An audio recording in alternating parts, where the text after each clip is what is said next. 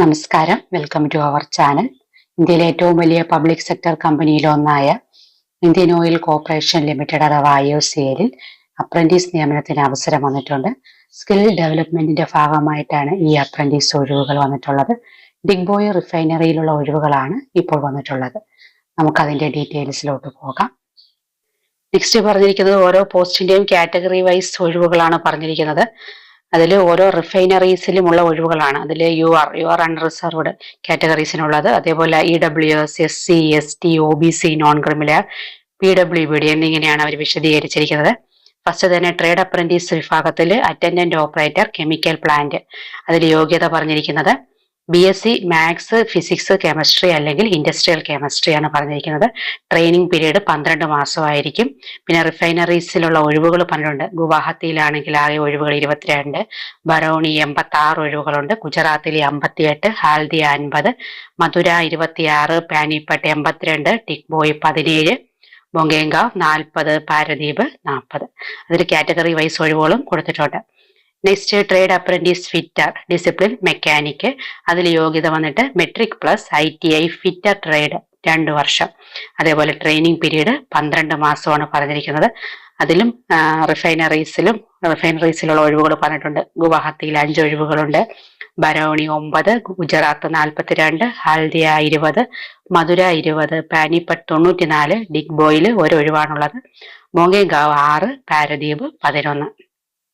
Next code 103 trade apprentice ബോയിലറിൽ discipline വന്നിട്ട് mechanical, യോഗ്യത പറഞ്ഞിരിക്കുന്നത് 3 വർഷത്തെ BSc മാത്സ്, ഫിസിക്സ്, കെമിസ്ട്രി അല്ലെങ്കിൽ ഇൻഡസ്ട്രിയൽ കെമിസ്ട്രി. ട്രെയിനിങ് പീരീഡ് 24 മാസമാണ്. നെക്സ്റ്റ് റിഫൈനറി അനുസരിച്ചുള്ള ഒഴിവുകൾ പറഞ്ഞിട്ടുണ്ട്.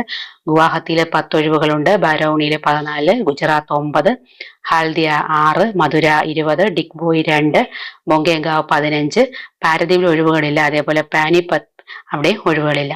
104 ടെക്നീഷ്യൻ അപ്രന്റീസ് ഡിസിപ്ലിൻ കെമിക്കൽ ആണ് പറഞ്ഞിരിക്കുന്നത്. യോഗ്യത 3 വർഷത്തെ ഡിപ്ലോമ കെമിക്കൽ എഞ്ചിനീയറിംഗിൽ അല്ലെങ്കിൽ പെട്രോ കെമിക്കൽ എഞ്ചിനീയറിംഗ് അല്ലെങ്കിൽ കെമിക്കൽ ടെക്നോളജി അല്ലെങ്കിൽ റിഫൈനറി ആൻഡ് പെട്രോ കെമിക്കൽ എഞ്ചിനീയറിംഗിൽ 3 വർഷത്തെ ഡിപ്ലോമ ഉണ്ടായിരിക്കണം. ട്രെയിനിങ് പീരീഡ് 12 മാസമാണ്. റിഫൈനറി അനുസരിച്ചുള്ള ഒഴിവുകൾ നോക്കുകയാണെങ്കിൽ ഗുവാഹത്തിയിൽ 27 ഉണ്ട്, ബറോണി 9 ഉണ്ട്, ഗുജറാത്ത് 58, ഹൽദിയ 70, മധുര 30, പാനിപ്പട്ട് PRPC 98, ഡിഗ്ബോയ് 9, ബൊങ്കേങ്കാവ് 15, പാരദീപ് 40 ഒഴിവുകളാണ് ഉള്ളത്. 105 കോഡിലെ ടെക്നീഷ്യൻ അപ്രന്റീസ് ഡിസിപ്ലിൻ മെക്കാനിക്കൽ, യോഗ്യത വന്നിട്ട് 3 വർഷത്തെ diploma in mechanical engineering. Training period 12 മാസമാണ്. ഒഴിവുകൾ ഗുവാഹത്തിയിൽ 15, ബറോണി 9, ഗുജറാത്ത് 39, ഹാൽദിയ 20, മധുര 20, Panipat PRPC 25, Digboi 10, Bongaigaon 20, Paradip 11. Code 106 technician apprentice discipline electrical ആണ്. യോഗ്യത വന്നിട്ട് 3 വർഷത്തെ ഡിപ്ലോമ ഇൻ ഇലക്ട്രിക്കൽ എഞ്ചിനീയറിംഗ് അല്ലെങ്കിൽ electrical and electronics engineering. Training കാലാവധി 12 മാസമാണ്. റിഫൈനറി അനുസരിച്ചുള്ള ഒഴിവുകൾ നോക്കുകയാണെങ്കിൽ ഗുവാഹത്തിയിൽ 15, Barauni 8, Gujarat 49, Haldia 16, Mathura 20, Panipat PRPC 83, Digboi 2, Bongaigaon 15, Paradip 32. Next 107 technician apprentice discipline instrumentation, യോഗ്യത പറഞ്ഞിരിക്കുന്നത് 3 വർഷത്തെ ഡിപ്ലോമ ഇൻ ഇൻസ്ട്രുമെന്റേഷൻ എഞ്ചിനീയറിംഗ് അല്ലെങ്കിൽ ഇൻസ്ട്രുമെന്റേഷൻ ആൻഡ് ഇലക്ട്രോണിക്സ് അല്ലെങ്കിൽ ഇൻസ്ട്രുമെന്റേഷൻ ആൻഡ് കൺട്രോൾ അല്ലെങ്കിൽ അപ്ലൈഡ് ഇലക്ട്രോണിക്സ് ആൻഡ് ഇൻസ്ട്രുമെന്റേഷൻ ആണ് പറഞ്ഞിരിക്കുന്നത്. ട്രെയിനിങ് കാലാവധി 12 മാസമാണ്. ഒഴിവുകൾ ഗുവാഹത്തിയിൽ 6, Barauni 8, Gujarat 25, Haldia 6, Mathura 20, Panipat PRPC 21, Digboi 2, Bongaigaon 10, Paradip 10. Code 108 trade apprentice secretarial assistant, യോഗ്യത 3 വർഷത്തെ BA അല്ലെങ്കിൽ BSc BCom ആണ് പറഞ്ഞിരിക്കുന്നത്. ട്രെയിനിങ് കാലാവധി 15 മാസമാണ്. ഗുവാഹത്തിയിൽ 5 ഒഴിവുകളാണുള്ളത്, ബറോണി 6, ഗുജറാത്ത് 11, ഹാൽദിയ 6, മധുര 9, പാനിപ്പത്ത് PRPC 13, ഡിഗ്ബോയ് 13, ബൊങ്കേങ്കാവ് 3, പാരദീപിൽ 3 ഒഴിവുകളാണുള്ളത്. 109 കോഡിൽ ട്രേഡ് അപ്രന്റീസ് അക്കൗണ്ടന്റ്, യോഗ്യത പറഞ്ഞിരിക്കുന്നത് 3 വർഷത്തെ BCom. ട്രെയിനിങ് കാലാവധി 12 മാസമാണ്. ഗുവാഹത്തിയിൽ 4 ഒഴിവുകളുണ്ട്, അതേപോലെ Barauni 2, Gujarat 7, Haldia 4, Mathura 5, Panipat PRPC 7, Digboi 1, Bongaigaon 5, Paradip 3. Code 110 trade apprentice data entry operator freshers ആണ് പറഞ്ഞിരിക്കുന്നത്. യോഗ്യത +2. ട്രെയിനിങ് കാലാവധി 12 മാസമാണ് പറഞ്ഞിരിക്കുന്നത്. ഗുവാഹത്തിയിൽ 3 ഒഴിവുകളാണുള്ളത്. അതിൽ ബറൗണി 4, ഗുജറാത്ത് 8, ഹാൽദിയ 6, മധുര 5, പാനിപത്ത് PRPC 16, Digboi 2, ബൊഗേഗാവ് 4, പാരദീപിൽ 5. Code 111 trade apprentice, data entry operator, skill certificate holders. യോഗ്യത പറഞ്ഞിരിക്കുന്നത് +2 ഉണ്ടായിരിക്കണം. കൂടാതെ തന്നെ ഡൊമസ്റ്റിക് ഡാറ്റ എൻട്രി ഓപ്പറേറ്റർ എന്ന സ്കിൽ സർട്ടിഫിക്കറ്റ് ഉണ്ടായിരിക്കണം. ട്രെയിനിങ് കാലാവധി 12 മാസമാണ്. റിഫൈനറി അനുസരിച്ചുള്ള ഒഴിവുകൾ പറഞ്ഞിരിക്കുന്നത് ഗുവാഹത്തിയിൽ 2, ബറൗണി 4, ഗുജറാത്ത് 7, ഹാൽദിയ 4, മധുര 4, പാനിപത്ത് PRPC 5, ഡിഗ്ബോയിൽ 1, ബൊഗേഗാവ് 2, പാരദീപ് 3.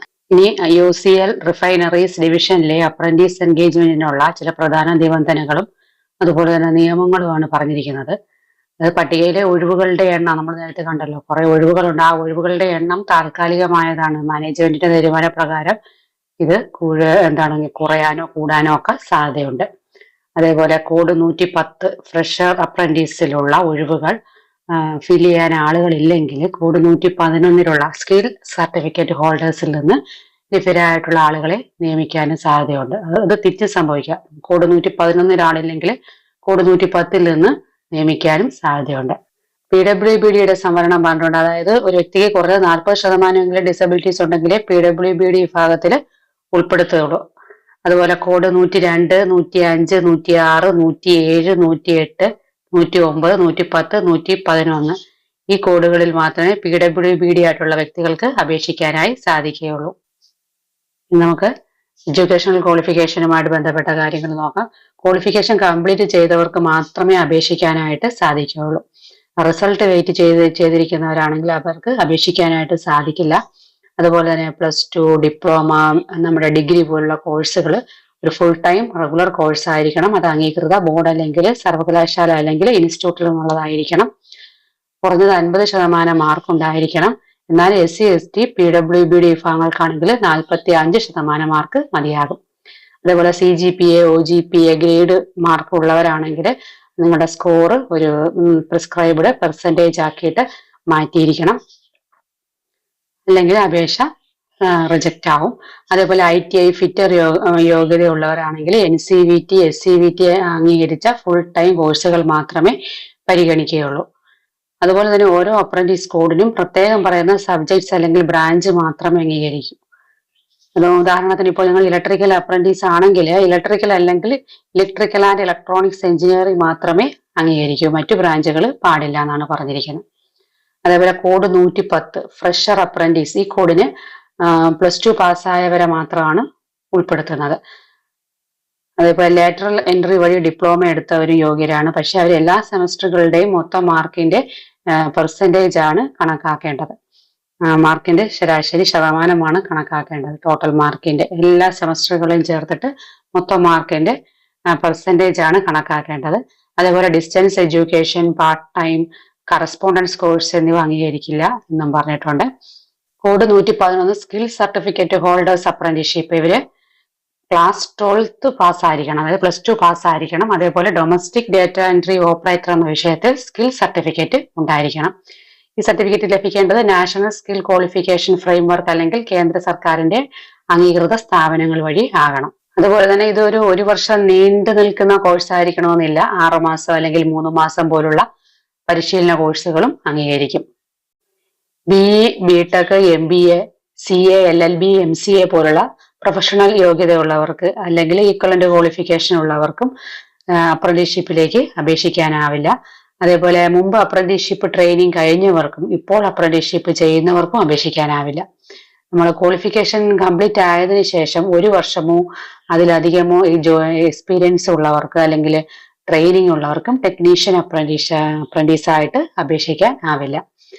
ഇപ്പൊ നമ്മൾ ക്വാളിഫിക്കേഷൻ നേടിയിട്ട് 5 വർഷം കഴിഞ്ഞാൽ ടെക്നീഷ്യൻ അപ്രന്റീസായിട്ട് അപേക്ഷിക്കാനാവില്ല. അതേപോലെ BSc ഫിസിക്സ്, മാത്സ്, കെമിസ്ട്രി ഉള്ളവർക്ക് കോഡ് 101, 103, 108 എന്നിവയിൽ ഒന്നിൽ മാത്രം അപേക്ഷിക്കാം. BCom ഉള്ളവരാണെങ്കിൽ കോഡ് 108 അല്ലെങ്കിൽ 109 മാത്രം അപേക്ഷിക്കുക. അപ്പോൾ ഒന്നിലധികം ട്രേഡ് അല്ലെങ്കിൽ ഡിസിപ്ലിനേക്ക് അപേക്ഷിച്ചാൽ എല്ലാ അപേക്ഷകളും റിജക്റ്റ് ആവും, അത് ശ്രദ്ധിക്കുക. അതേപോലെ മാർക്ക് ഷീറ്റിൽ നമ്മുടെ റിസൾട്ട് ഡിക്ലെയർ ചെയ്ത ഡേറ്റ് ഇല്ലെങ്കിൽ ഈ വെരിഫിക്കേഷൻ സമയത്ത് പ്രിൻസിപ്പൽ നൽകുന്ന സർട്ടിഫിക്കറ്റ് സബ്മിറ്റ് ചെയ്യേണ്ടി വരും. അതിപ്പോഴല്ല, വെരിഫിക്കേഷൻ സമയത്ത് മതി. ഏജ് ലിമിറ്റ് പറഞ്ഞിട്ടുണ്ട്. ജനറൽ EWS വിഭാഗങ്ങൾക്ക് 18 24 ഇടയിലുള്ളവരാണെങ്കിൽ നിങ്ങൾക്ക് അപേക്ഷിക്കാനായിട്ട് സാധിക്കും. 2025 മെയ് 31 കണക്കാക്കിയാണ്. എന്നാൽ SC/ST OBC PWBD വിഭാഗങ്ങളാണെങ്കിൽ നിങ്ങൾക്ക് നിയമാനുസൃതമായിട്ടുള്ള സംവരണം ലഭിക്കുമെന്നും പറഞ്ഞിട്ടുണ്ട്. ഏജ് റിലാക്സേഷൻ നോക്കുകയാണെങ്കിൽ SC/STക്ക് 5 വർഷം ഇളവുണ്ട്. അതേപോലെ OBC നോൺ ക്രിമിലെയർ ആണെങ്കിൽ 3 വർഷം, PWBD 10 വർഷം ഇളവുണ്ട്. ഈ PWBDയിലാണ് SC/ST ഉണ്ടെങ്കിൽ അവർക്ക് 15 വർഷം ഇളവ് കിട്ടും. അതേപോലെ PWBD OBC നോൺ ക്രിമിലെയർ ഉണ്ടെങ്കിൽ 13 വർഷമാണ് ഇളവ് കിട്ടുന്നത്. SC/ST PWBD വിഭാഗക്കാർക്ക് പാസ് മാർക്കിൽ ഇളവുണ്ട്. അപ്പൊ സാധാരണയായിട്ട് ഇപ്പൊ 50% മാർക്ക് വേണമെങ്കിൽ ഇവർക്ക് SC/ST PWBD വിഭാഗക്കാരാണെങ്കിൽ നിങ്ങൾക്ക് 5% ഇളവ് ലഭിക്കും. അതായത് 45% മതിയാവും. 50%-ൽ 45% മതിയാവും. അതേപോലെ തന്നെ OBC നോൺ ക്രിമിലെയർ ആണെങ്കിൽ നിങ്ങളുടെ നോൺ ക്രിമിലെയർ സർട്ടിഫിക്കറ്റ് വെരിഫിക്കേഷൻ സമയത്ത് സബ്മിറ്റ് ചെയ്യേണ്ടി വരും. അതേപോലെ EWS വിഭാഗത്തിലുള്ളവരാണെങ്കിൽ ഇൻകം ആൻഡ് അസറ്റ് സർട്ടിഫിക്കറ്റ് അപേക്ഷയുമായിട്ട് ഡോക്യുമെന്റ് വെരിഫിക്കേഷൻ സമയത്ത് സബ്മിറ്റ് ചെയ്യേണ്ടതായിട്ട് വരും. അതേപോലെ SC/ST PWBD വിഭാഗങ്ങൾക്ക് ഡോക്യുമെന്റ് വെരിഫിക്കേഷൻ വരുമ്പോഴത്തേക്കുള്ള നിങ്ങൾക്കുള്ള യാത്രയ്ക്കുള്ള second class railway fair reimbursement ലഭിക്കും. അത് 30 കിലോമീറ്ററിന് മുകളിൽ ദൂരം ഉണ്ടെങ്കിൽ മാത്രം. അതേപോലെ എല്ലാ വിഷയങ്ങളിലെയും മൊത്തം മാർക്ക് ശതമാനം അടിസ്ഥാനമാക്കിയാണ് മെറിറ്റ് ലിസ്റ്റ് തയ്യാറാക്കുക. അല്ലാതെ എക്സാം ടെസ്റ്റ് അങ്ങനെയൊന്നുമില്ല. കാൻഡിഡേറ്റ്സ് NAPS അല്ലെങ്കിൽ NATS പോർട്ടലിൽ രജിസ്റ്റർ ചെയ്തവരായിരിക്കണം. ഡോക്യുമെന്റ് വെരിഫിക്കേഷൻ എങ്ങനെയാണെന്ന് നോക്കാം. മെറിറ്റ് ലിസ്റ്റ് അനുസരിച്ച് ഷോർട്ട് ലിസ്റ്റ് ചെയ്യപ്പെട്ട കാൻഡിഡേറ്റ്സിനെ ഡോക്യുമെന്റ് വെരിഫിക്കേഷനിലേക്ക് വിളിക്കും. അപ്പോൾ നിങ്ങളുടെ ഒറിജിനൽ സർട്ടിഫിക്കറ്റുകളും അതേപോലെ സെൽഫ് അറ്റസ്റ്റഡ് കോപ്പികളും ആവശ്യമാണ്.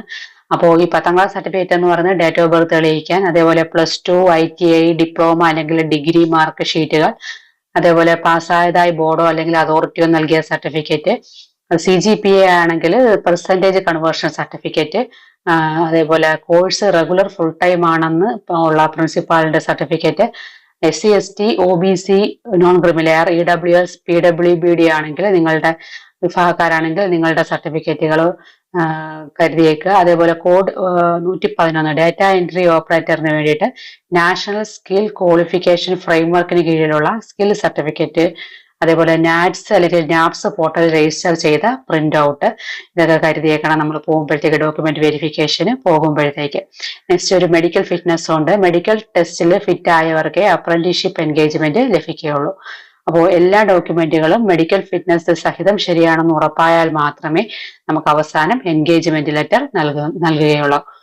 അപേക്ഷയിൽ നമ്മൾ നിർബന്ധമായിട്ടും ഡിക്ലെയർ ചെയ്യേണ്ട കാര്യങ്ങൾ എന്ന് പറയുന്നത് നമുക്ക് എന്തെങ്കിലും രോഗങ്ങളുണ്ടോ അല്ലെങ്കിൽ വൈകല്യങ്ങൾ ഉണ്ടെങ്കിൽ അതിനെപ്പറ്റി അപേക്ഷയിൽ വ്യക്തമാക്കുക. അതേപോലെ നേരത്തെ അപ്രന്റീസ്ഷിപ്പ് അല്ലെങ്കിൽ ജോലിയിൽ നമ്മുടെ മെഡിക്കൽ അൺഫിറ്റ് ആയിട്ട് ഡിക്ലെയർ ചെയ്തിട്ടുണ്ടെങ്കിൽ അത് വ്യക്തമാക്കണം. പിന്നെ എന്തെങ്കിലും അറസ്റ്റ് ചെയ്യലോ അല്ലെങ്കിൽ കുറ്റക്കാരനാക്കലോ അല്ലെങ്കിൽ PSC നമ്മളെ എന്തെങ്കിലും ഡിസ്ക്വാളിഫൈ ചെയ്തിട്ടുണ്ടെങ്കിലോ അതും വിശദമാക്കേണ്ടതാണ്.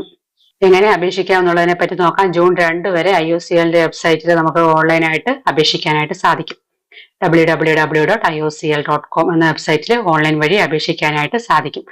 അപേക്ഷയ്ക്ക് 2 ഘട്ടങ്ങളാണുള്ളത്. സ്റ്റെപ്പ് 1 എന്ന് പറയുന്നത് NAPS അല്ലെങ്കിൽ NATS പോർട്ടൽ രജിസ്ട്രേഷൻ നടത്തുക എന്നുള്ളതാണ്. കോഡ് 101, 102, 103, 108, 109, 110, 111 NAPS പോർട്ടലിൽ രജിസ്ട്രേഷൻ നടത്തുക. സൈറ്റ് എന്ന് പറയുന്നത് apprenticeshippindia.gov.in.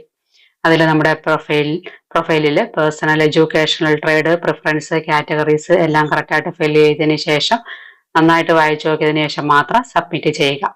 Next code 104, 105, 106, 107. ഈ കോഡ് NATS പോർട്ടലിൽ NATS ബോർഡ് പോർട്ടലിൽ രജിസ്റ്റർ ചെയ്യുക. വെബ്സൈറ്റ് എന്ന് പറയുന്നത് nats.education.gov.in ആണ്. അപ്പോൾ അപേക്ഷകർ ചെയ്യേണ്ടത് റിഫൈനറി വൈസ് പോർട്ടൽ IDs കൊടുത്തിട്ടുണ്ട് നോട്ടിഫിക്കേഷനിൽ. റിഫൈനറി യൂണിറ്റ്സും അതേപോലെ NATSന്റെ ID കൊടുത്തിട്ടുണ്ട്, NAPS ID കൊടുത്തിട്ടുണ്ട്. അതേപോലെ അതുകൊണ്ട് തന്നെ NAPS പോർട്ടലിൽ രജിസ്റ്റർ ചെയ്യുന്നവരാണെങ്കിൽ NAPS ID ഉപയോഗിച്ച് അപ്രന്റീസ്ഷിപ്പ് ഓപ്പർച്യൂണിറ്റി സെർച്ച് ചെയ്ത് അപേക്ഷിക്കുക. മറിച്ച് nats.education.gov.in അപേക്ഷിക്കുന്നവരാണെങ്കിൽ NATS ID ഉപയോഗിച്ചിട്ട് അതാത് റിഫൈനറിയിലേക്കുള്ള അവസരം സെലക്ട് ചെയ്ത് അപേക്ഷിക്കുക. നെക്സ്റ്റ് എന്ന് പറയുന്നത് സ്റ്റെപ്പ് 2 ആണ്. അതിൽ IOCL വെബ്സൈറ്റിൽ അപേക്ഷിക്കുക. സൈറ്റ് www.iocref recruit.in എന്ന IOCL റിഫൈനറീസ് ഡിവിഷൻ പോർട്ടലിൽ ലോഗിൻ ചെയ്യുക. അപ്ലൈ ഓൺലൈൻ എന്ന ഓപ്ഷനിൽ ക്ലിക്ക് ചെയ്യുക. റിഫൈനറി യൂണിറ്റ് തിരഞ്ഞെടുക്കാനുള്ള ഓപ്ഷൻ അവിടെ ലഭ്യമാകും. അപ്പോൾ അപേക്ഷ അവസാനിക്കുന്ന ലാസ്റ്റ് ഡേറ്റ് ജൂൺ 2 വൈകിട്ട് 5 മണി വരെ നമുക്ക് അപേക്ഷിക്കാനായിട്ട് സാധിക്കും. അപ്പോൾ സ്റ്റെപ്പ് 1 പ്ലസ് സ്റ്റെപ്പ് 2 ഇത് രണ്ടും പൂർത്തിയാക്കുക. ഒരേ ഇമെയിലും മൊബൈൽ നമ്പറും നാപ്സ് അല്ലെങ്കിൽ നാറ്റ്സ് പോർട്ടലില് അതേപോലെ തന്നെ IOCL പോർട്ടലിലും ഉപയോഗിക്കണം. അപേക്ഷിക്കാനായിട്ട് നമ്മൾ 50 KB താഴെയായ പാസ്പോർട്ട് സൈസ് കളർ ഫോട്ടോയും സിഗ്നേച്ചറും JPG ഫോർമാറ്റിൽ തയ്യാറാക്കുക. അതേപോലെ തന്നെ തെറ്റായ വിവരങ്ങൾ നൽകിയാൽ അപേക്ഷ അസാധുവാകും. സോ അപേക്ഷ സമർപ്പിക്കുന്നതിന് മുമ്പ് നമ്മൾ നൽകിയ വിവരങ്ങളെല്ലാം ശരിയാണോ ഒന്നുകൂടി ഒന്ന് കൺഫേം ചെയ്യുക. അപേക്ഷയുടെ ഒരു പ്രിന്റ് ഔട്ട് നമ്മൾ വെരിഫിക്കേഷൻ സമയത്തിനായിട്ട് സൂക്ഷിച്ചു വെക്കുക. അപ്ഡേറ്റുകൾ അറിയാനായിട്ട് www.iocl.com അല്ലെങ്കിൽ www.iocref.recruit.in IOCREFRECRUIT.in എന്ന വെബ്സൈറ്റുകൾ നമുക്ക് വിസിറ്റ് ചെയ്യാവുന്നതാണ്. അപ്പോൾ ഡോക്യുമെന്റ് വെരിഫിക്കേഷൻ അതേപോലെ റിസൾട്ട് തുടങ്ങിയ എല്ലാ വിവരങ്ങളും ഇമെയിലും വെബ്സൈറ്റുകളും വഴി ലഭിക്കും. അപേക്ഷ ജൂൺ 2 അവസാനിക്കും. അതേപോലെ ഡോക്യുമെന്റ് വെരിഫിക്കേഷനായിട്ട് ലിസ്റ്റ് പ്രസിദ്ധീകരിക്കുന്ന ഡേറ്റ് പറഞ്ഞിട്ടുണ്ട് 9/6/2025. അതേപോലെ ഡോക്യുമെന്റ് വെരിഫിക്കേഷൻ തീയതികൾ പറഞ്ഞിട്ടുണ്ട് 16/6/2025 മുതൽ 24/6/2025 വരെ എന്ന് സൈറ്റിൽ നോട്ടിഫിക്കേഷനിൽ പറഞ്ഞിട്ടുണ്ട്. അപ്പൊ ഇത്രയും കാര്യങ്ങൾ അപേക്ഷിക്കുന്നതിന് മുമ്പ് ശ്രദ്ധിക്കുക. വീഡിയോ എല്ലാവർക്കും ഉപകാരപ്പെട്ടു എന്ന് കരുതുന്നു. നമുക്ക് മറ്റൊരു വീഡിയോയുമായിട്ട് വീണ്ടും കാണാം.